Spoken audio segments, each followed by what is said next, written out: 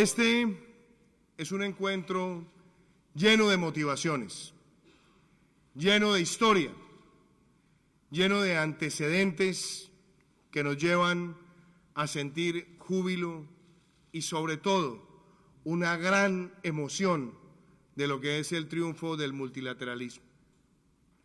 Hace 50 años, en esta ciudad histórica y heroica, se levantaron las voces de varios jefes de Estado para darle inicio a un proceso de integración basado en principios, en anhelos comunes, en el desarrollo empresarial, en el constructivismo diplomático a través del comercio. En esta ciudad, el entonces presidente de Colombia, Carlos Lleras Restrepo, hizo una bella disertación sobre cómo los países andinos podíamos construir un camino de integración ejemplar dentro de América Latina, pero también ejemplar en el contexto mundial. El entonces presidente Lleras había hecho remembranzas de los procesos de integración europea y planteaba en aquel entonces la libre circulación y movilidad de trabajadores.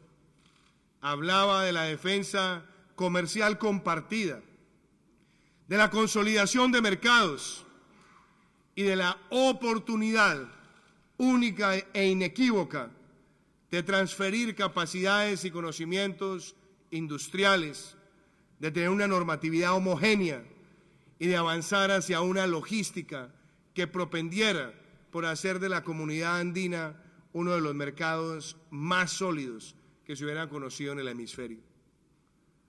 Ahí estuvimos varios países. Ahí estuvo Colombia, Ecuador, Perú, Bolivia, Chile y Venezuela. Fue primero la dictadura de Augusto Pinochet la que marginó la presencia del país austral en este bloque. Y después la dictocracia y dictadura de Hugo Chávez en el 2011, la que marginó a Venezuela de este proceso. Nos hemos mantenido los países que hemos visto una gran oportunidad, que hemos visto grandes avances. Y lo hemos visto también en paralelo con otros procesos de integración que se dieron con posterioridad. Y me refiero particularmente a Mercosur y me refiero también a la Alianza del Pacífico. Hoy, esta comunidad andina también mira a todos los demás bloques con espíritu de construcción, con espíritu de asociación y con espíritu de seguir conquistando mercados.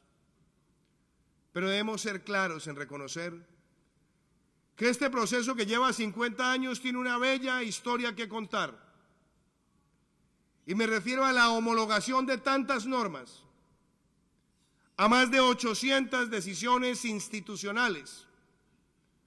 Me refiero también a los mecanismos de resolución de controversias y de disputas, y a los mecanismos también de protección de muchos aparatos productivos que se enlazan en mecanismos de integración que diariamente generan empleo y que diariamente fomentan el posicionamiento empresarial. Estos 50 años han servido también para que abordemos las problemáticas de nuestros países y lo hagamos con medidas puntuales y específicas en temas como el desarrollo agropecuario. Lo hemos visto también, de alguna manera, en el manejo de situaciones complejas de carácter migratorio. Y lo hemos visto en la manera en la que se avanza hacia una regulación competitiva en temas tan importantes como el de telecomunicaciones. Es cierto que todos los logros y avances nos motivan y nos llenan. Es cierto que vemos a una CAN cada vez más soñándose a sí misma como una institución protagónica. pero también debemos ser autocríticos, también debemos ser reflexivos, también debemos darnos cuenta que hay un camino por delante que merece ser edificado. Y es allí donde debemos tener la capacidad de adaptarnos a las nuevas realidades. Debemos ser capaces de ser intérpretes de las nuevas dinámicas de la historia que influyen en el progreso, en el mejoramiento y avance de nuestras sociedades. Puntualmente, vemos que la CAN perdura en el tiempo, pero los países que la integran van suscribiendo tratados de libre comercio y se van integrando a otros bloques. Y por lo tanto es indispensable que el marco normativo, que los instrumentos de integración reconozcan esas realidades y se actualicen a la luz de esas necesidades. Hoy tenemos varios países de la CAN que estamos en la Alianza del Pacífico y bueno es homogeneizar también normas y protocolos que confluyan con esos ejercicios.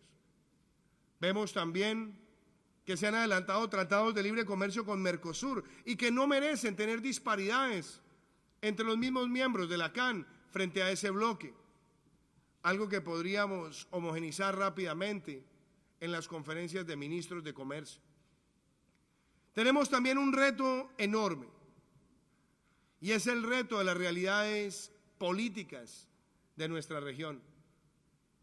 Nunca nos imaginamos que los países andinos terminaríamos viviendo el más grave choque migratorio que se haya visto en la historia reciente de América Latina y el Caribe. Nunca imaginamos que un país como Colombia tendría un choque migratorio y un flujo migratorio con presencia territorial que llegara al 3% de nuestra población, algo muy similar a lo que está viviendo el Ecuador o está viviendo Perú. Y lo vive porque los estragos de la dictadura en Venezuela son tozudos. El grave deterioro de todo el aparato económico hasta llevarlo a la ruina, la destrucción de los poderes independientes, la carencia de servicios sociales que se manifiesta en temas tan catastróficos como la ausencia de vacunación para niños de temprana edad, o lo que es aún más dramático, ver familias que cruzan la frontera únicamente para poder acceder a un alimento mínimo.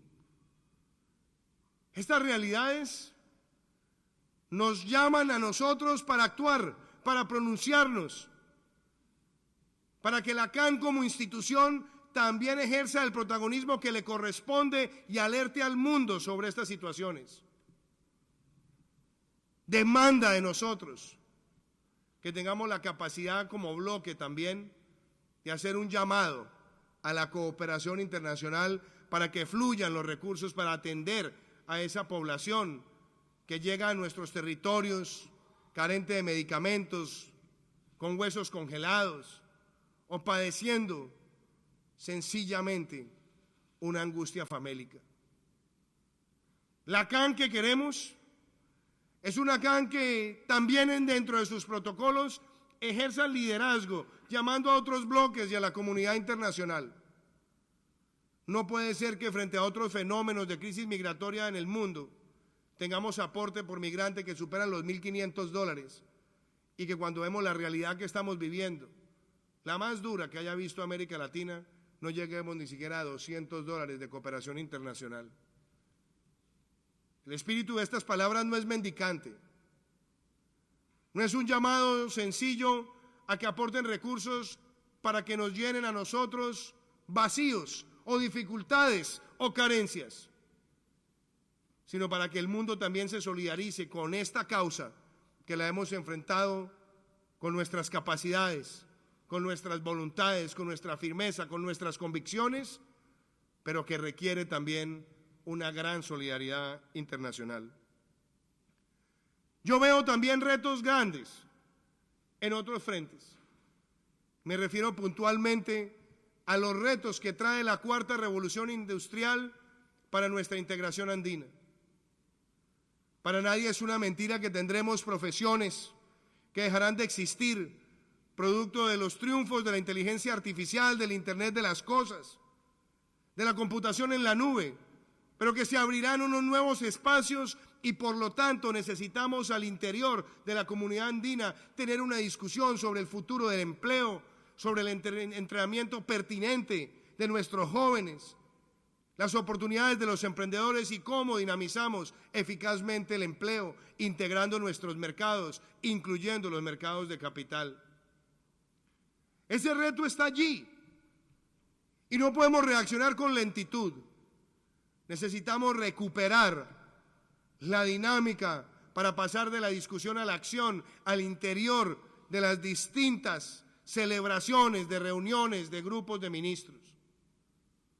Y eso también nos lleva a otros temas que son fundamentales y me refiero particularmente a los retos del sector agropecuario.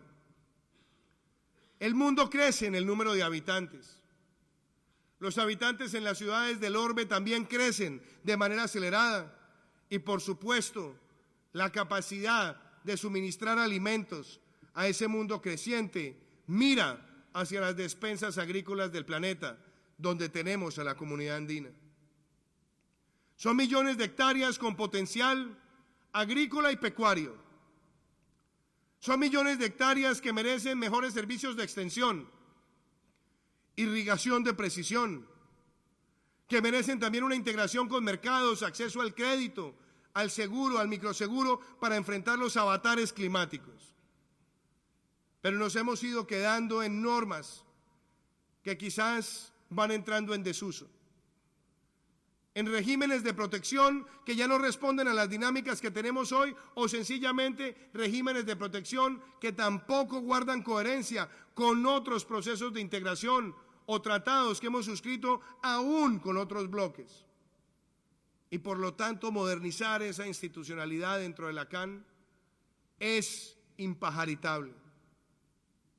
Nos quedan otros retos que no son menores, que son los retos propios de nuestro tiempo, que son los efectos del cambio climático que también está golpeando a nuestra región. No basta con mirar simplemente las teorías, las evidencias, las fotografías o las preocupaciones que a diario se escuchan. En esta comunidad andina tenemos más del 60% de los páramos del mundo. En esta comunidad andina tenemos una parte sustancial de la Amazonía.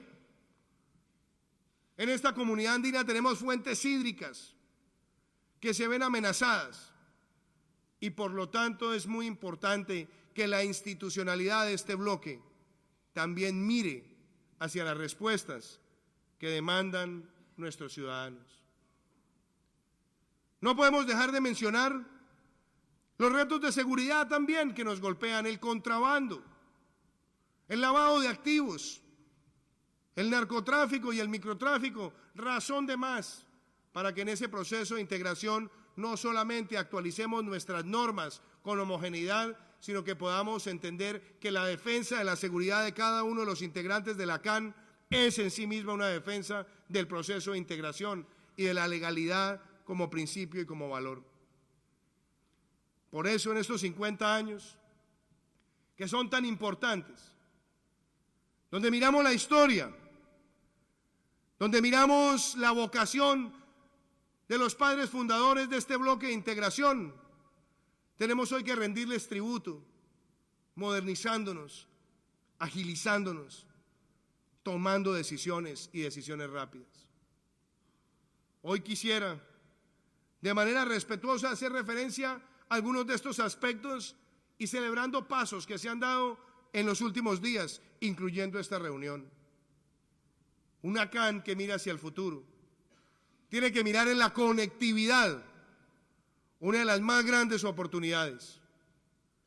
Y celebro que hayamos dado un paso para que liberemos completamente los cobros de roaming en la comunidad andina, algo que se tiene que dar en el 2022 y que empezará en los próximos meses ese proceso de desmonte.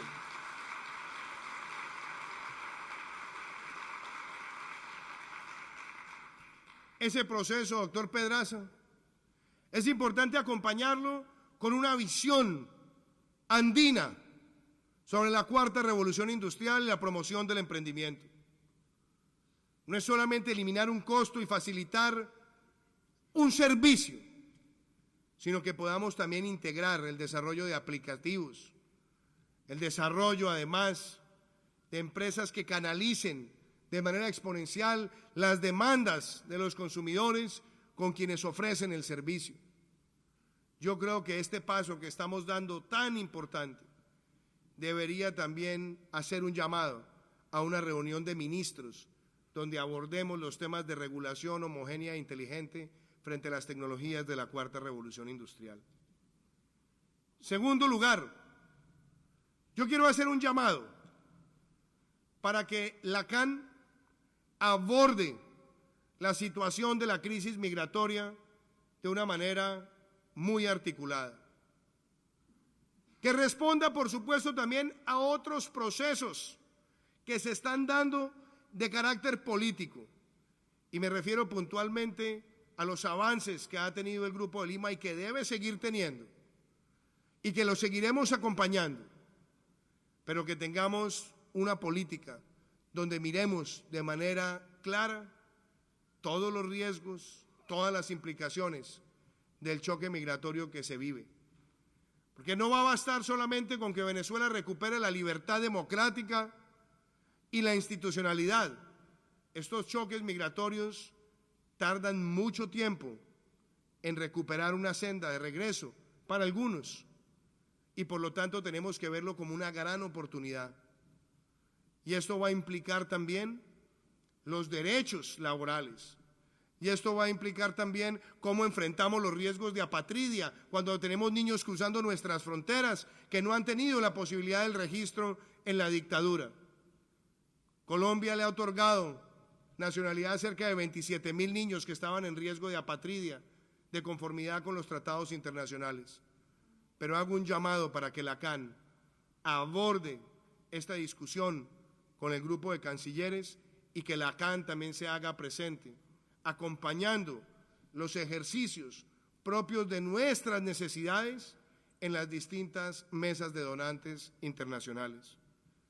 Y que sea esta la ocasión, ya que hago referencia a este tema, que la CAN ha tenido ese sentimiento de hermandad, que la CAN ha tenido ese sentimiento compartido en las dificultades, pero también en los gozosos.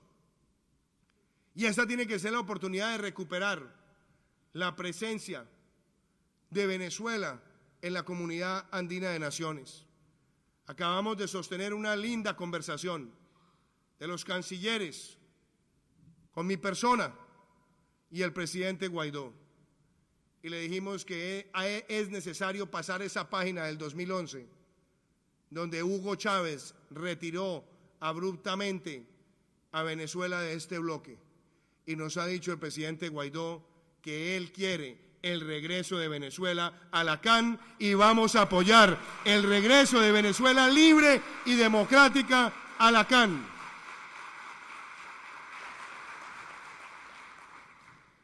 Ese mensaje es importante y qué bueno que se sientan estos 50 años de este bloque.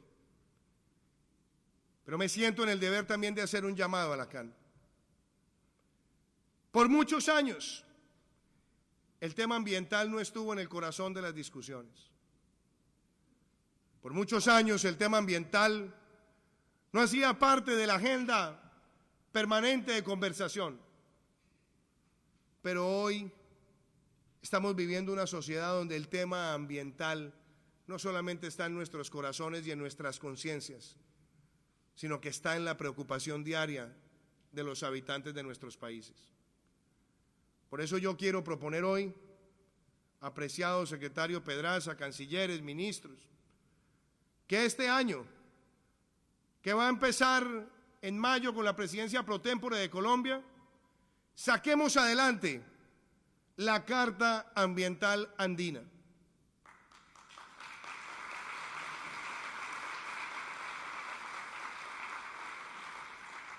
Una carta que reconozca esa riqueza que tenemos. Aquí tenemos gran parte de ese patrimonio amazónico. Solamente un país como Colombia tiene el 35% de su territorio continental con Amazonía. También tenemos el 50% de nuestro territorio con selva tropical húmeda. Tenemos además el 50% de los páramos.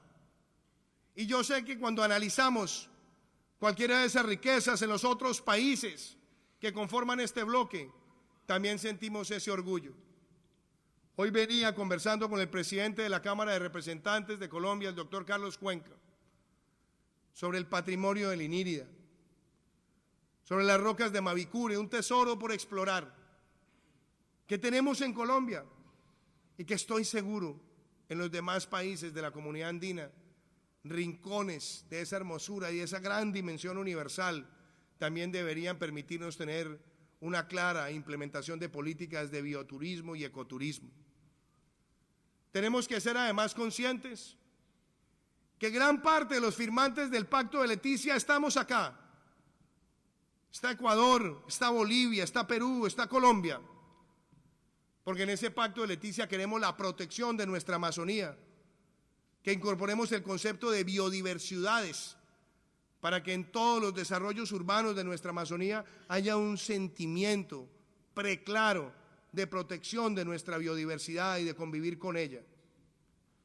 Esa Carta Andina también tiene que hacer un llamado a que avancemos en las energías renovables no convencionales, a que avancemos hacia la movilidad eléctrica y la movilidad limpia, a que reafirmemos nuestro compromiso con el Pacto de Minamata para que seamos naciones libres de mercurio, o donde reafirmemos también nuestro compromiso con el Acuerdo de Escazú para la transparencia y el escrutinio de la información ambiental. Creo que una Carta Ambiental Andina puede ser un gran hito de estos 50 años, donde nosotros también podamos hablarle al sector productivo de producir conservando y conservar produciendo, y de avanzar hacia una economía circular, donde las 3 R's de reducir, reciclar y reutilizar estén presentes en la conciencia empresarial. Creo también que tenemos que tomar decisiones fundamentales, que ya las hablaba hace un rato, en lo que es la reglamentación de la protección de los sectores agrícolas. Modernizarnos, agilizarnos y quitarnos trabas, pero donde también tengamos el sentido compartido de derrotar el contrabando. Veo con ilusión la integración de los mercados de capital. Veo con ilusión ese proceso que ya lo hemos avanzado en la Alianza del Pacífico, donde también estamos invitando al Ecuador para que se incorpore allí. Y veo una oportunidad para movilizar capital hacia el desarrollo empresarial. Esa discusión también merece que la tengamos al interior de la CAN. Creo que si avanzamos en estos temas, tendremos una CAN más moderna, más cercana al ciudadano, más inspiradora. ¿Y por qué no hacerlo? Si lo que queremos es que esta institucionalidad sea perenne y cada vez más fortalezca la relación de nuestros pueblos. Queridos amigos, como presidente de Colombia vengo a este encuentro reconociendo a todos mis antecesores que dieron lo mejor de sus energías por este proceso de integración. Hoy me siento contento como presidente de liderar una visión de país centrado en 3 pilares: la legalidad, el emprendimiento y la equidad. Me enorgullece los avances que tenemos, pero no somos triunfalistas porque cada día queremos más. En legalidad, cerramos el año 2019 con la segunda o tercera tasa de homicidios más baja desde 1976. Un triunfo de nuestra institucionalidad. Hemos avanzado también en la derrota de otros delitos. Hemos avanzado en compartir información de seguridad con ustedes. Cerramos el año 2019 con el mayor crecimiento económico en 5 años, porque creemos en la reactivación y en el emprendimiento como motor de la sociedad. Cerramos el año 2019 con las exportaciones más altas que haya registrado Colombia en el sector agrícola y las más altas que haya registrado Colombia en materia de servicios. Y eso se debe a ese sentimiento de avanzar en la integración y en conectarnos con los mercados del mundo. También cerramos el año 2019 con el menor déficit fiscal en 7 años, con una inflación que está dentro del rango meta de la banca central, pero sobre todo conquistando el mejor año del turismo que haya tenido nuestro país, porque nos abrimos ante el mundo como un destino que queremos todos los días permite irrigar más generación de empleo. Y avanzamos decididamente en materia de equidad, para que haya más jóvenes que lleguen gratuitamente a las universidades provenientes de las familias más vulnerables. Avanzamos también con decisión, en que tengamos un sistema de salud que permita sanear sus deudas y mejorar el servicio al ciudadano, en llevar agua y saneamiento por primera vez a más de 500.000 familias, o como lo vimos en la Colombia lejana, llevarle a muchas familias por primera vez la energía. Todas estas conquistas hacen parte de nuestra visión y lo que queremos para Colombia, pero en esa visión está nuestra relación con el mundo, con nuestros países hermanos, con esta comunidad andina de naciones. Esa misma comunidad andina que en esta ciudad Carlos Lleras Restrepo vio como un faro, porque así lo resaltaba, dijo: la comunidad andina será el faro donde a partir de la amistad y la cooperación construiremos un bloque donde lleguemos a los consumidores y donde lleguemos a las oportunidades. Han pasado 50 años y hoy, en este Teatro Heredia, vestido y bañado de historia, le rendimos homenaje a esta comunidad, a un símbolo de la integración que queremos hacer más sólido y que queremos llevarla por 50 años más a conquistar el éxito que fue definido por sus fundadores. Muchísimas gracias.